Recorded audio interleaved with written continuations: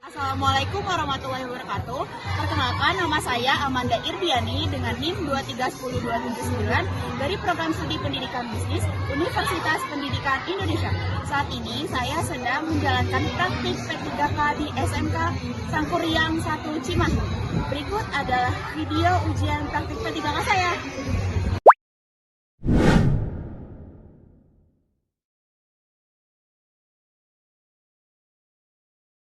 Sebelum mulai pembelajaran, boleh dicek dulu ada sampah di kanan kirinya di kolong, boleh dirapihin dulu.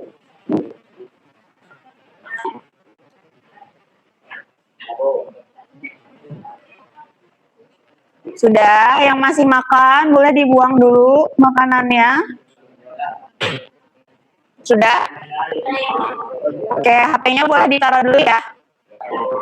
Sebelum itu kita mulai berdoa dulu, boleh disiapin dulu. Siap. Mulai pelajaran, maka baiknya kita berdoa dulu.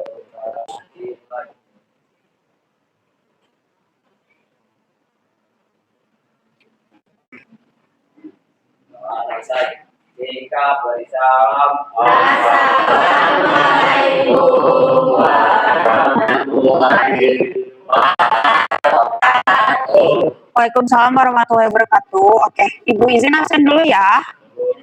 Adek, Agnia, Alvino, Andika, Ane, Anaya, Ayu, Cesi, Denny, Dimas, Fadilah, Ishak, Jasmine, Keila, Keisha, Aska, Rafli, Abdan, Nazriel, Syahril, Naila, Nazwaulia. Berarti yang sakit hanya Dimas ya? Oke, ada yang tahu kita minggu kemarin belajar tentang apa? Spidolnya nggak ada ya? Ada yang tahu? Tentang strategi? Strategi marketing. Ada yang bisa jelasin strategi marketing itu apa? Boleh? Strategi marketing itu bagi menjadi tiga, ada yang apa ibu? Itu teh susah menjawabnya. Nggak sebutinnya undifferentiated marketing. Iya. Yang kedua ada differentiated marketing. Iya. Yang ketiga concentrated marketing. Oke, sebenarnya disebutin sama Justin benar ya. Jadi itu tuh termasuk salah satu strategi dari yang akan kita bahas hari ini. Tapi sebenarnya strategi pasar itu adalah strategi kalian memberikan informasi terkait dengan produk yang akan kalian buat, bisnis yang akan kalian buat itu kepada konsumen. Nah, hari ini kita akan membahas terkait dengan analisis pasar. Analisis pasar itu termasuk ke dalam dari strategi marketing. Boleh dibaca analisis pasar ada apa aja?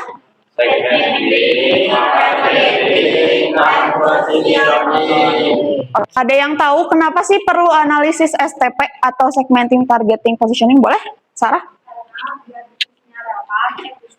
Efektif dan juga untuk memaksimalkan keuntungan perusahaan. Oke, betul. Strategi marketing. Ada yang mau jawab? Ada lagi? Boleh, Vino? Sama ibu jawabnya. Boleh diulang?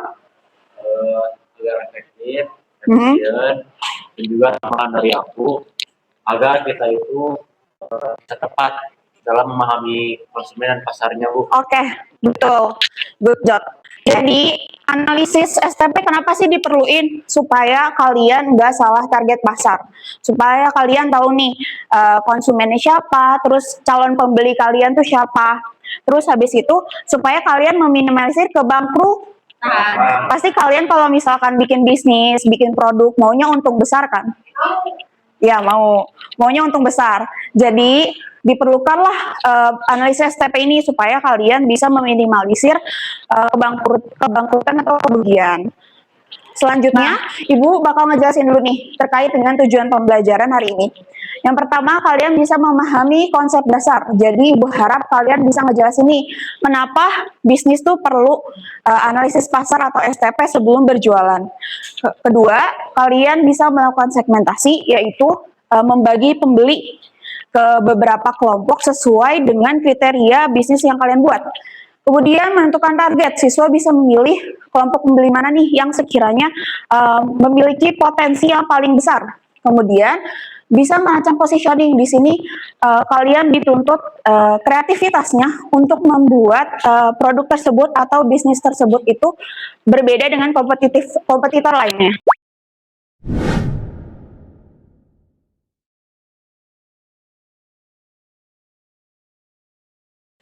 Nah, selanjutnya kita mengenal dengan 3 pilar utama dari strategi marketing.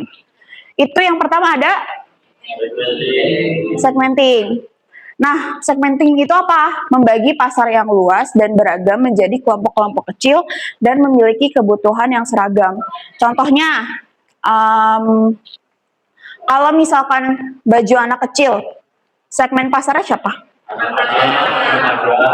Ya, betul. Kalau misalkan kosmetik, misalkan make up, biasanya segmennya remaja, perempuan. Ya, betul. Nah, selanjutnya itu ada targeting. Itu memilih satu atau beberapa segmen hasil pemetaan pasar yang dinilai paling potensial dan menguntungkan untuk dilayani. Kalau misalkan, contoh, kalian bikin usaha baju sablon yang misalkan ngikutin tren sekarang. Apakah target pasarnya itu adalah misalkan kakek-kakek? Bukan. Harusnya siapa? Iya, betul. Harusnya anak-anak remaja. Terus selanjutnya ada positioning. Itu membangun citra atau identitas unik produk di benak konsumen agar terlihat unggul dibanding kompetitor. Ini ada yang tahu nggak maksudnya apa? Jadi kalau misalkan kalian ngedengar Indomie, ingatnya apa? Nah, itu adalah salah satu cara dari positioning. Jadi positioning itu memberikan keunikan, atau istilahnya kalau kalian tahu itu adalah slogan. Slogan supaya kalian tahu nih, oh kalau misalkan yang slogannya seleraku udah pasti Indo. Ya, seperti itu. Ibu akan menjelaskan terlebih dahulu terkait dengan segmenting atau segmentasi pasar. Di sini, definisi dan tujuannya, proses membagi pasar yang kompleks agar perusahaan dapat merancang strategi pemasaran yang lebih terarah, relevan, hemat anggaran, serta berfokus pada kepuasan pelanggan. Ini sesuai sama tadi yang udah disebutin sama Sarah dan Alvino ya. Jadi, tujuannya apa sih Bu segmentasi pasar tuh? Kenapa harus segmentasi pasar dilakukan sebelum kita berjualan bisnis atau berjualan produk gitu? Jadi supaya kalian nggak mau kan bisnis kalian tuh cuman jangka pendek. Pasti kalian mau bisnisnya tuh jangka panjang. Nah, supaya relevan, supaya minimalisir kebangkrutan, itu kalian butuh segmentasi pasar. Jadi kalian harus tahu nih strategi pemasarannya supaya lebih terarah. Misal, kalau misalkan target pasar kalian yang usianya remaja, yang usianya mahasiswa, kira-kira lebih mending kalian cuman strategi pasarnya secara offline atau sama online? Sama online. Kenapa?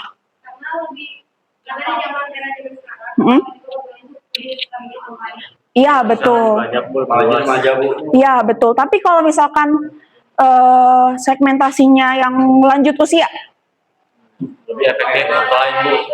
lebih efektif offline. Karena biasanya yang lanjut usia itu belum adaptasi dengan kemajuan teknologi.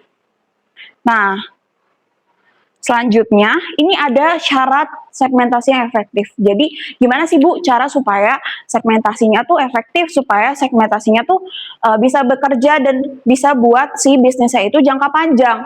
Yang pertama, itu ada measurable atau dapat di... Nah, ini tuh kalian mencakup dari ukuran pasar, kemudian daya beli, kemudian juga ada profil segmen yang harus dipilih dan diidentifikasi, terus habis itu dihitung dengan data yang jelas. Ini kalian bisa ngelakuin kayak prasurvei, atau misalkan kalian melihat ada calon-calon konsumen teman-teman kalian yang punya potensi bakal membeli bisnis kalian. Nah, itu kalian bisa prasurvei atau kalian bisa kasih sampel istilahnya. Nah, selanjutnya ada substansial atau cukup besar. Ini segmen pasar tuh harus mencakup hal yang cukup besar. Jadi bisa menguntungkan secara nilai bisnis dan layak dilayani dengan program pemasaran yang lebih khusus. Jadi kalian segmennya itu gimana ya? Jadi kalau misalkan contoh, kalau kalian bikin suatu produk yang emang ada komunitasnya. Nah, kalian harus punya relasi dengan komunitasnya. Supaya apa? Supaya kalian nih tetap dapat untung besar, tetap bisa jangka panjang. Selanjutnya ada dapat dijangkau. Itu segmen pasar tersebut harus dapat dijangkau dan dilayani secara efektif melalui saluran distribusi dan promosi perusahaan. Ini tuh contohnya promosinya bisa lewat media sosial, atau misalkan kalau misalkan offline juga bisa, cuman sekarang kan supaya bisa lebih banyak dijangkau bisa lewat media sosial ataupun marketplace. Nah, selanjutnya ini ada differentiable atau dapat dibedakan. Jadi segmen-segmen tersebut tuh harus merespon secara berbeda terhadap bauran pemasaran atau marketing mix yang berbeda. Jadi kalian harus tahu nih bisnis kalian bedanya apa, value-nya tuh apa, kira-kira kelebihan dari bisnis kalian itu apa, sehingga kalian bisa dapat nih konsumen-konsumen potensial dan bisa berhubungan secara jangka panjang sehingga menimbulkan loyalitas dari si konsumen itu sendiri. Nah, selanjutnya itu ada actionable atau dapat ditindaklanjuti. Nah, perusahaan memiliki kapasitas sumber daya yang cukup untuk merancang program efektif guna menarik segmen tersebut. Jadi, sebelum kalian bikin bisnis, kalian nggak bisa cuman hanya memikirkan mau konsumennya ini, mau pembelinya si ini, mau produknya kayak gini. Tapi kalau misalkan sumber dayanya tidak terpenuhi, maka bisa saja itu mengalami kebangkrutan. Makanya di sini perusahaan harus memiliki kapasitas sumber daya yang cukup untuk merancang program dari produk kalian sendiri. Nah, selanjutnya ini ada 4 variabel segmentasi atau 4 jenis segmentasi. Yang pertama ada yang kedua ada demo, yang ketiga ada psiko, yang keempat ada. Nah, yang pertama ada geografis, itu pengelompokan berdasarkan letak daerah, provinsi, kota, atau kondisi iklim wilayah. Misal, kalian jualannya jaket padding, khususnya jaket-jaket tebal, kalian tahu, itu mending dijual di kota Bekasi atau mending dijual di kota Bandung? Kenapa? Oke, betul. Iya, betul. Itu tuh mencakup dari kondisi iklim wilayah. Selanjutnya ada demografis, berdasarkan usia, jenis kelamin, pendapatan, pekerjaan, dan pendidikan konsumen. Ini contoh kalau demografis. Kalau misalkan kalian menjual barang yang high-end atau barang yang mahal, kira-kira pendapatannya harus di atas UMR atau di bawah UMR? Di atas UMR, betul. Selanjutnya ada psikografis. Ini menyasar gaya hidup, minat, nilai moral, hobi, serta status kelas sosial.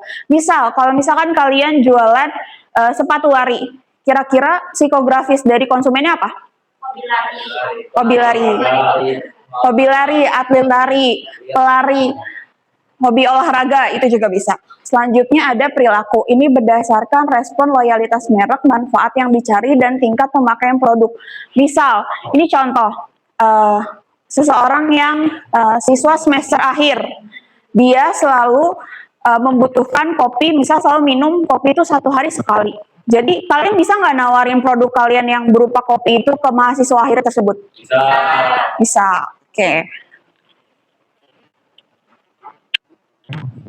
Ini ada contoh kasusnya.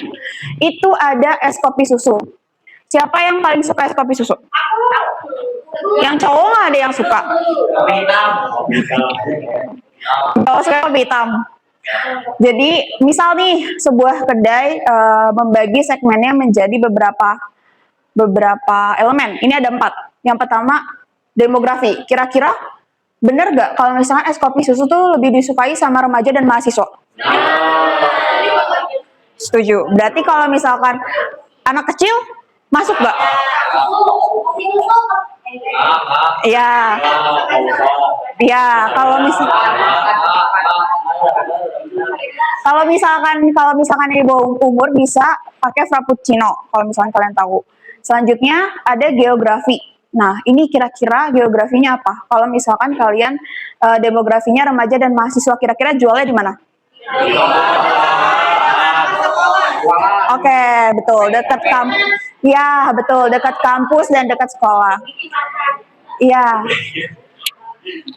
Kira-kira psikografinya apa?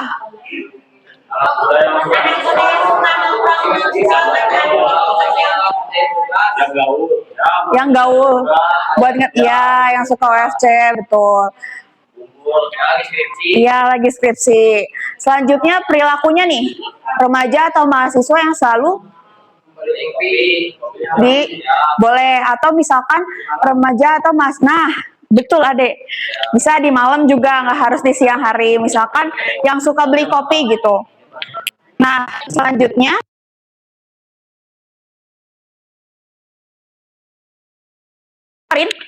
jadi misalkan kalian survei nih ke semua usia. Terus udah dilihat kalau misalkan survei paling banyak adalah ternyata dimenangin sama si pelajar dan mahasiswa. Terus kira-kira kalau misalkan kalian nawarinnya ke pekerja muda sama orang tua, bakal laku nggak? Belum tentu laku. Bisa laku tapi nggak selaku dengan kalau misalkan ditawarkan kepada pelajar dan Oke.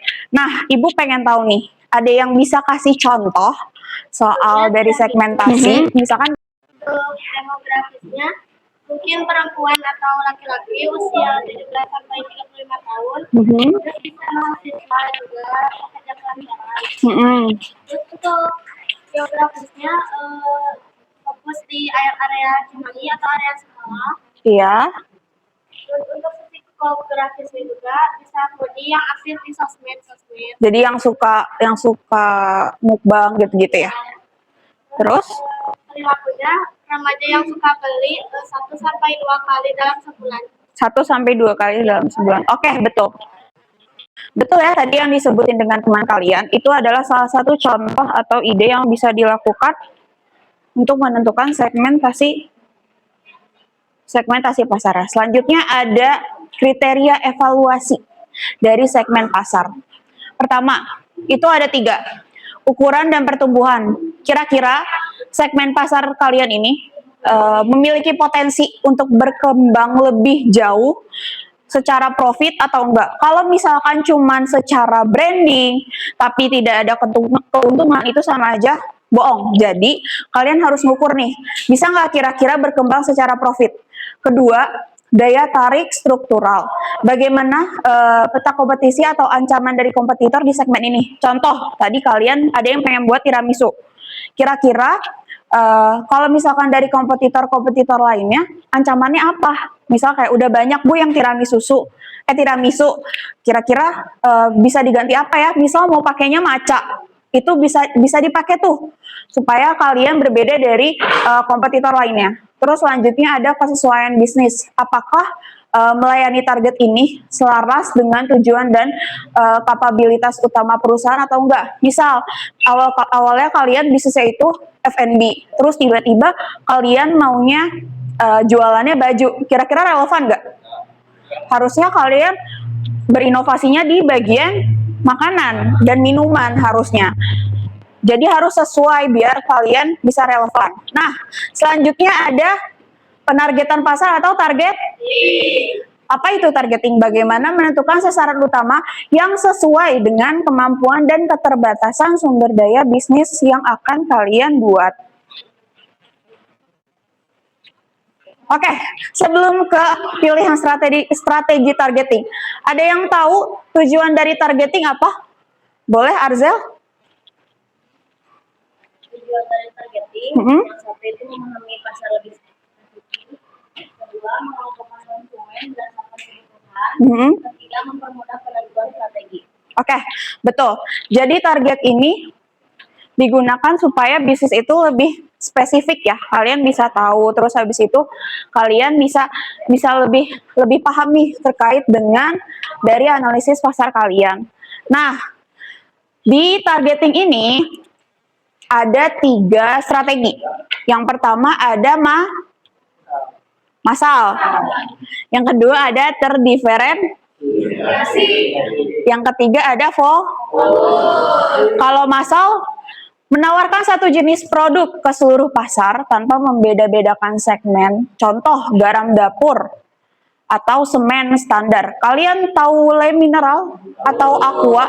Kalian kalau beli air mineral pasti walaupun dikasih lem mineral belinya, Bu mau beli aqua. Itu artinya segmennya tuh segmen pasarnya tuh targetingnya tuh sama.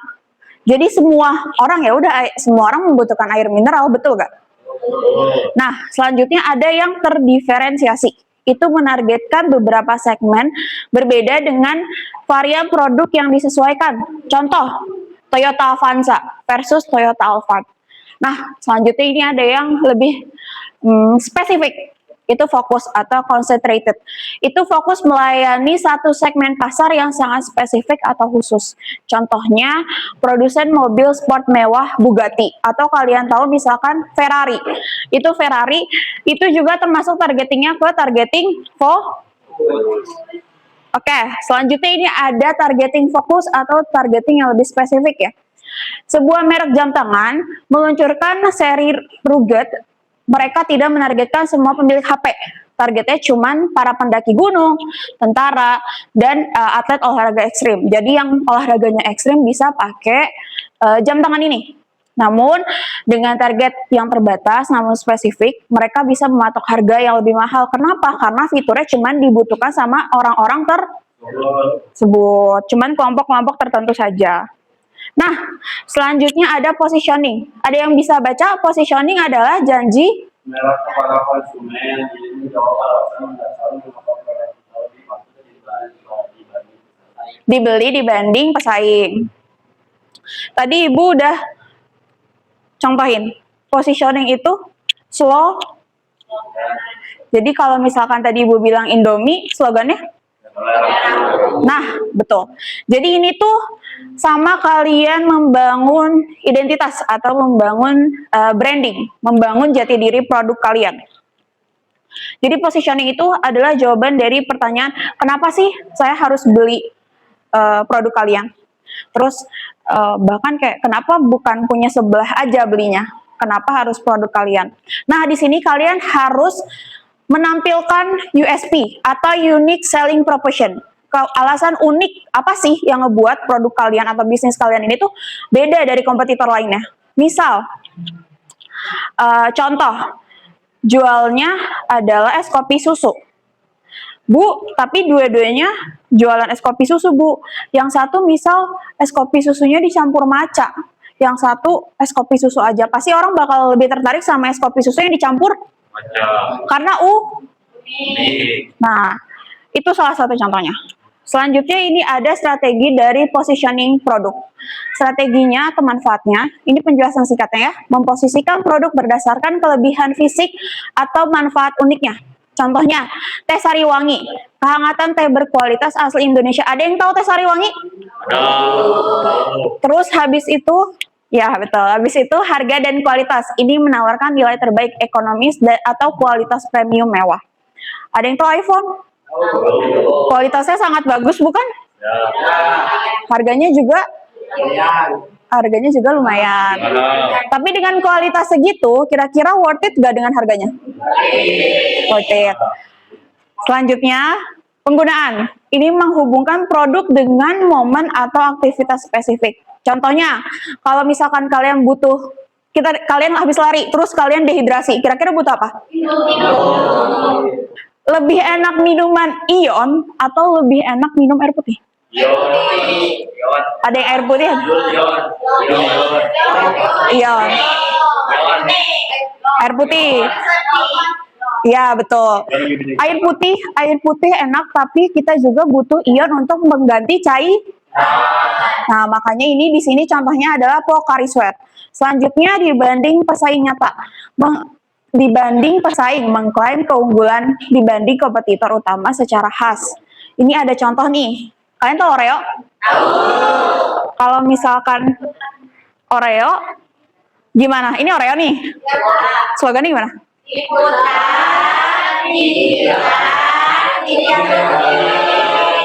Tuh. Itu adalah salah satu dari contoh nyata positioning di Oreo. Nah, ini ada contoh positioning di air mineral. Kalau kalian sering lihat mereknya Aqua, slogannya? Nah, Bu, slogan tuh ada artinya nggak sih? Ada kesannya nggak sih? Ada. Iya, betul, pasti. Betul. Jadi slogan kalau misalkan Aqua, kebaikan alam, kesan yang ditanamkannya apa? Dari gunung, betul. Terus murni, paling terpercaya. Selanjutnya Le Mineral. Iya betul kayak kamu, ada manis-manisnya. Ini kesan yang ditanamkannya apa? Mengandung mineral esensial yang segar. Ada yang suka Pristine? Enggak. Baru tahu. Lain dong. Ada yang tahu tapi Pristine? Tapi iya betul. Iya betul. Jadi mereknya Pristine. Pristine. Slogannya itu biasanya keseimbangan. Kesan yang ditanamkannya apa? Betul. Jadi kalau misalkan mau air yang sehat, alkali, pilihnya. Tapi kalau mau yang ada manis-manisnya yang seger, kalau misalkan nggak ada mineral atau Pristine, pilihnya. Betul, kayak gitu ya. Nah, ini ada contoh positioning yang dilakukan beberapa brand. Ini pasti udah banyak yang tahu kan, tadi udah disebutin, oke? Ntar dulu, boleh yang Indomie, ada yang mau jawab? Coba yang cowok, Syahril. Iya, kalau slogan Indomie gimana? Seleraku Indomie, seleraku. Jadi itu positioning dari Indomie. Selanjutnya ada Le Mineral. Apa Rafli? Man. Nah, betul. Tepuk tangan buat Rafli. Le Mineral ada manis-manisnya. Terus habis itu ini yang centang. Slogannya apa? Apa? Iya betul, Satria Just Do It.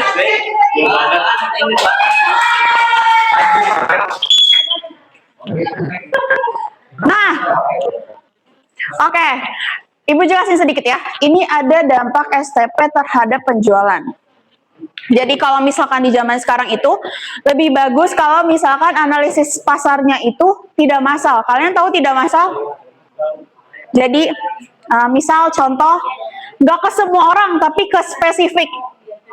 Biasanya kalau misalkan spesifik itu kalian bisa lebih mudah tahu mana konsumen yang potensial, mana yang tidak. Nah, ini didukung dengan visualisasi membuktikan bahwa promosi pemasaran yang terarah berdasarkan analisis dari segmenting tadi, ada targeting, segmenting, dan positioning, itu dapat meningkatkan efektivitas konversi penjualan hingga lebih dari 2 kali lipat dibanding dengan promosi acak. Kalau kalian tahu contohnya Dubai Chewy Cookie. Itu biasanya perempuan-perempuan kan? Yang laki-laki tahu Dubai Chewy Cookie? Pernah nyoba? Ada yang tahu? Tapi pernah nyoba? Enak gak? Enak. Tapi mau beli lagi gak?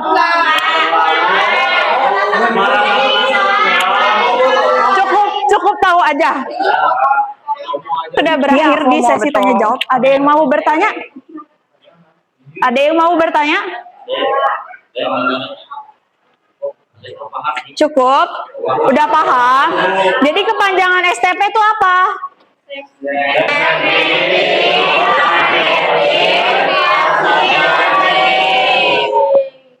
Coba kalau misalnya segmenting itu ada berapa jenisnya?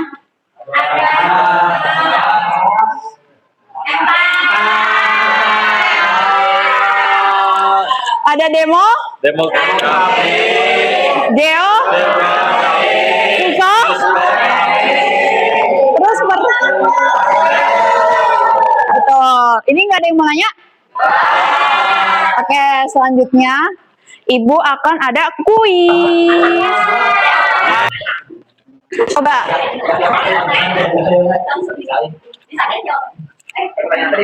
Di sini, ada di situ juga. Sabar, gambarnya belum. Coba kalau misalkan gambarnya kayak gini, kenapa konsumen tertarik membeli? Nih, ada ininya nih. Nih, lihat. Ada persen-persennya. Ada persen-persennya. Yang nggak kelihatan boleh maju. Yang nggak kelihatan boleh maju. Siapa yang jawab tidak butuh barang? Siapa yang jawab tidak butuh barang? Jawabannya adalah betul.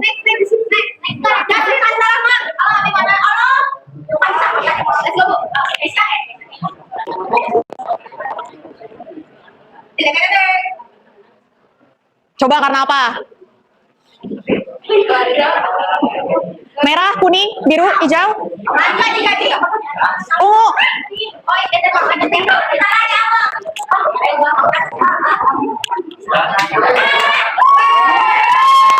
Kenapa? Karena kondisi cuaca mempengaruhi kebutuhan.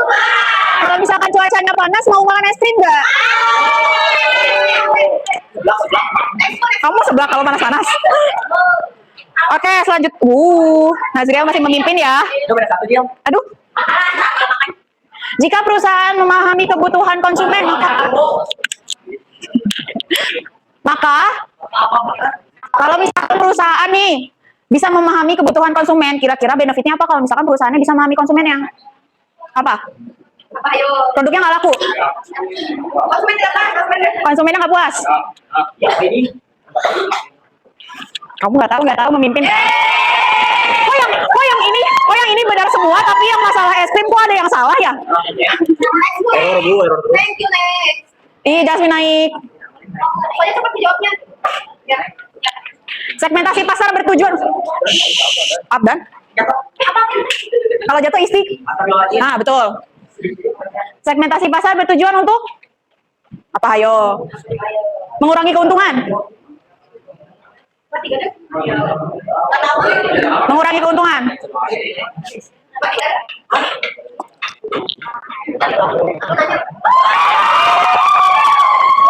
Jawaban yang benar apa? Tuh, tolong mesin. Itu dulu. Ya. Nah. Di next lagi. Aduh. Ini Raffi nggak mau naik? Naik dong. Mengapa penting mengetahui kelompok konsumen? Kenapa ayo? Kenapa ayo? Kenapa penting mengetahui kelompok konsumen? Supaya produknya mahal.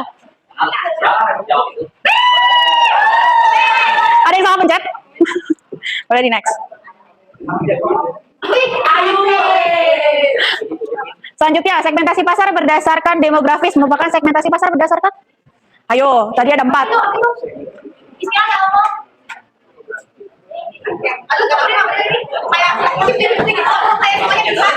Enggak. Berdasarkan hobi.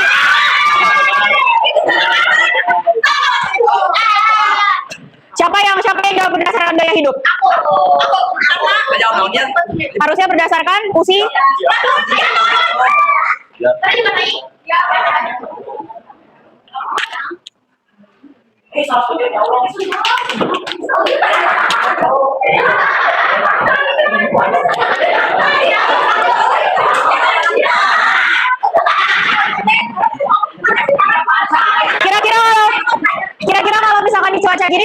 apa?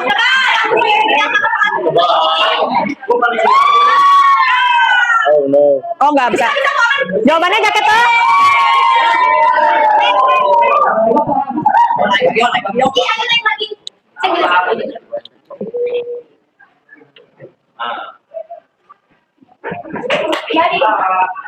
Kalau udah 27 ibu skip nih. Ya tuh. Lihat ya.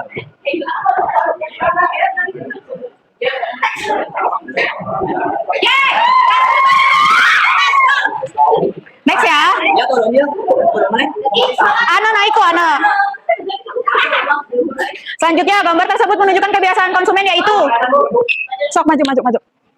Coba kalau misalkan lagi milih-milih di internet tuh biasanya. Oh ya, coba. Kok nggak naik Rafli? Kelas 11. Sudah? Jawabannya adalah yang Next, Bu. Berapa selalu? masih ada. Ya bentar ya. Gambar di bawah apa yang Ayo, tadi udah disebutin.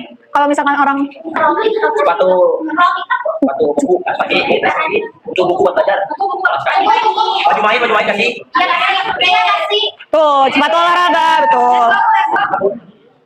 Ini di next dulu ya, biar nanti pas akhir. Tadi udah kasih tahu. Apa? STP.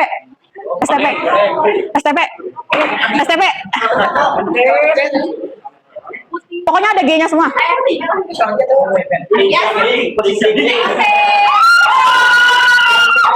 Siapa yang jawab treatment? Kenapa treatment?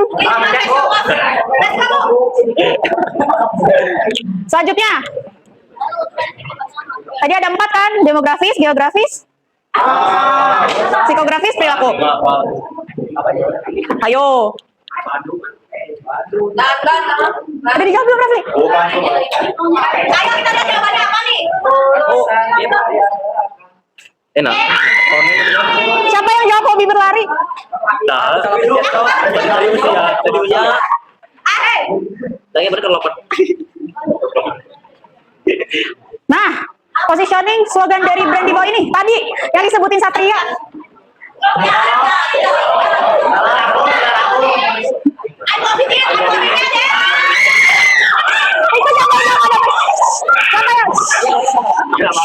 Siapa yang jawab kalau ada manis-manis itu,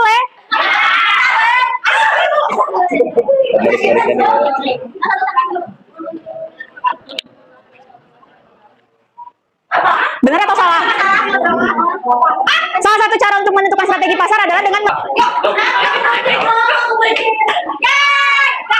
yang benar 1 sampai 4.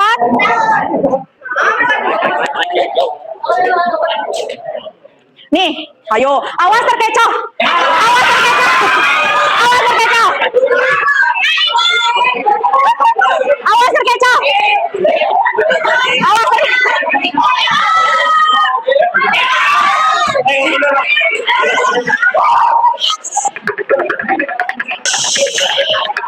Yang benar, Bo.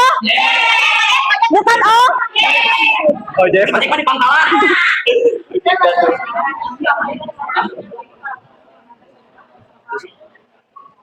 Coba.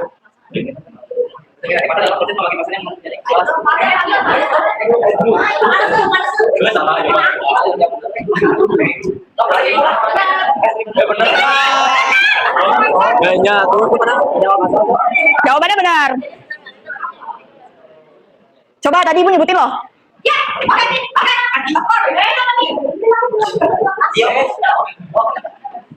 Nih. Jebret. Yang benar demografis, geografis, psikografis, dan perilaku. Duduk. Rafli duduk. Siapa jawab CFC?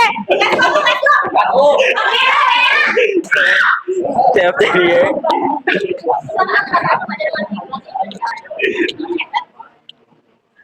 Coba. Kalau pakai kalau misalkan menargetkan remaja, Zio. Sabar, ini 3 lagi belum karena sudah 7. Siapa yang belum jawab? CFC dia. 1 lagi, Siapa 12 ya, Bang? Coba, kalau misalkan psikografis, itu masuknya ke analisis pasar apa? Udah? Udah? Ke 11 Jawabannya segmen? Kalau teman ke teman, mulut ke mulut, apa tuh? Mulut ke mulut, mulut ke mulut, teman ke teman, mulut ke mulut. Jawabannya adalah word of betul. Jawabannya word of mouth. Kalau misalkan kalian pakai video buat memasarkan, itu masuknya kemana? Asli duduk yang benar. Jawabannya adalah Yes. betul. Oke, ke-9. Konten marketing. Nah, kurang usul. 6 lagi. Oh, Disebut tadi Citra, kalau slogan disebut slogan. Slogan, iya apa? positioning. Apa? Postingan produksi. Bareng. Position. Ya, ke-9 euy. Ayo 5 lagi.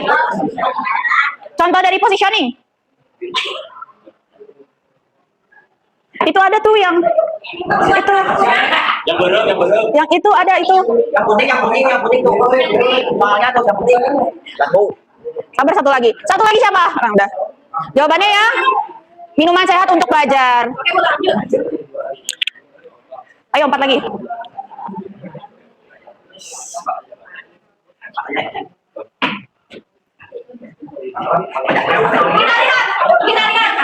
Salah atau betul? Benar. Jawabannya sah. 8 nih. Benar nih. Lihat lah. Tar dulu nanti terakhir. Perusahaan kosmetik membagi pasar berdasarkan jenis kulit kering berminyak sensitif. Ini termasuk segmentasi apa? Ayo. Kalau misalkan nyata.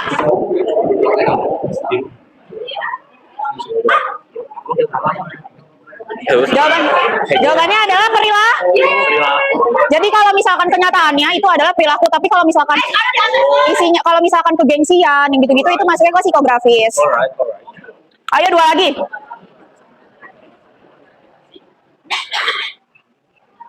Apa ayo? Sudah? Jawabannya adalah Geo. 1 lagi nih, 29 sama 30.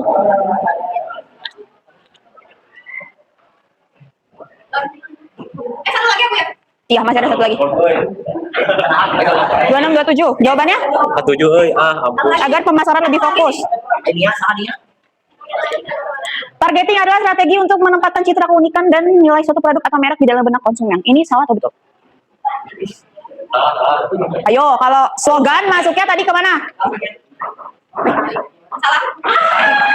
Salah. Itu harusnya position. Tadi yang tanyain. Ada di podiumnya berarti. Oh, targeting. Ada di opat. Belum berapa euy. Pertama siapa? Keisha. Boleh yang menang 3 ini ke depan.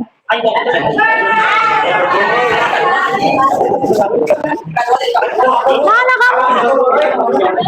Emang kamu menang? Mana? Kamu kalah sama Syahril. Mau yang mana nih? Yang sama. Iya.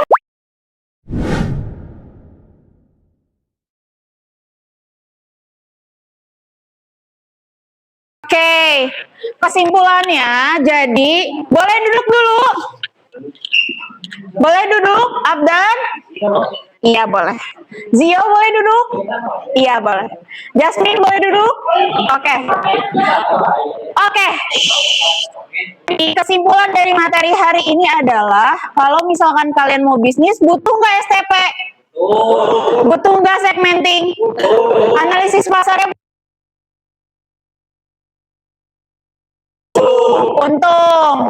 Untung bukan buntung ya, untung. Oke, sekian dari Ibu ya, dicukupkan.